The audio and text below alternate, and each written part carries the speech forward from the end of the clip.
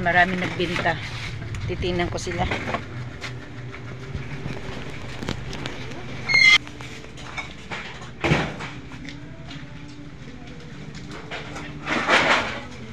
Sa yung mga ganito na ko, reject yung ganito na ke. Ito, yung parang ano. Hindi ito tinatanggap eh. Yung ganito reject.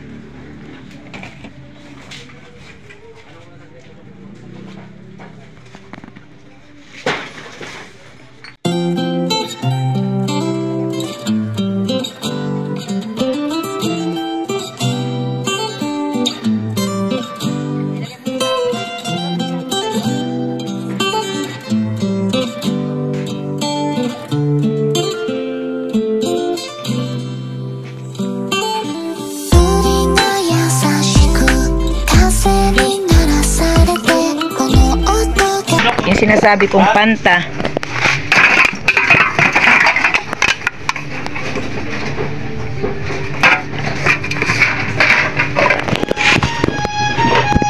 Ilagay mo to sa ano, Mac? Sa sako.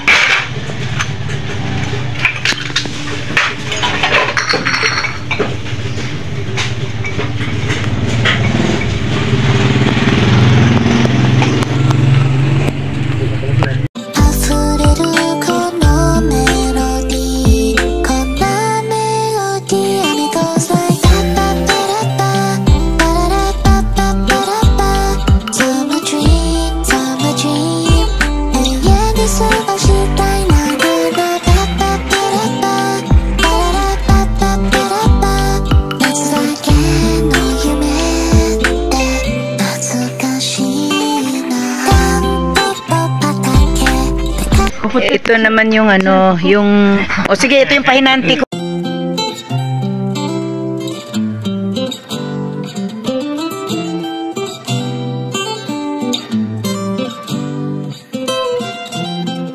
A few moments later. Magbuhat. Hi ka sa vlog ko. Oh, hi. Oh. Ano, isigaw, ano, ba tigasin to eh, tigasin. Ito yung pahinante kong ano, pahinante kong inaasahan. Oo. Talaga, yan talagang inaasahan ko dahil malakas magbuhat. Ito naman ang mga sibak.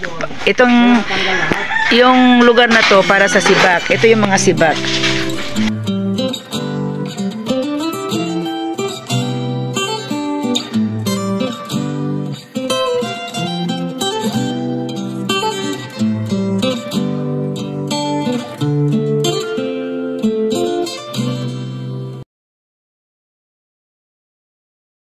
TV, ayan, nabibili din mga ito. Ayan, ref. Bumibili din kami ng ganyan.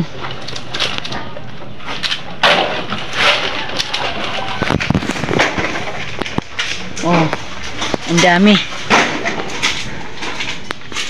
Ito naman, pumasok, kahit sinitingnan ko lang, dahil matagal na ako hindi nakapunta eh. Ito na yung parte ng mga papel.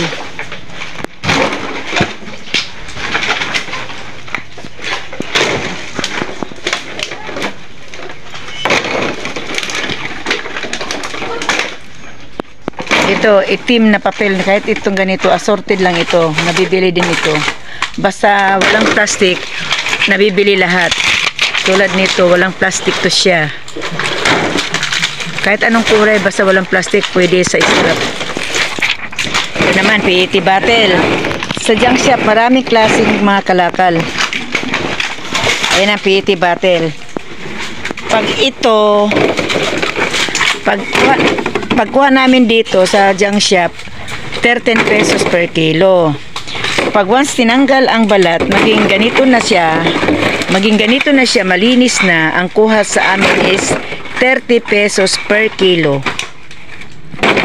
Diba, medyo okay ang presyo. Kaya ka lang talaga sa junk shop.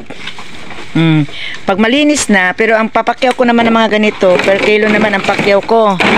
Ang per kilo nito sa PET, 3 piso, tanggal level lang. Kailangan ito, tatanggalin lang ito, 3 pesos per kilo.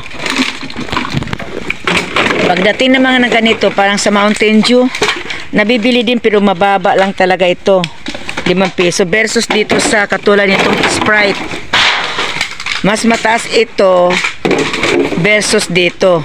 sobrang baba ito sa Mountain Dew. Ito, marami talagang scrap sa junk shop. Sa junk shop, marami klaseng scrap.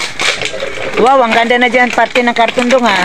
Oh, tinaas ko. Oh, yan oh. Parte ng karton oh. Malinis na. Yan naman ang karton. Ligpit kami ngayon dahil walang biyahe. Pinapaligpit ko sila kasi mas maganda tingnan pag malinis. Oh, ayan na. Grabe, sobrang daming mga kalakal talaga. Hindi mo maintindihan ang kung may baguhan ka lang sa junk shop, malilito ka pa. Pero pag katulad sa akin, medyo matagal na. Naintindihan ko na lahat anong bawat klase ng kalakal. Tulad nito, pinipilian oh. Iba-iba. May PET, may sibak. Oh. Lahat ito may malutong, may sibak, may PET. Hindi naman din, mayroon ding ibang pakunti-kunting reject kasi hindi mo may iwasan pag may nagbinta, kahit nagre-reject kami, mayroon pa ring reject.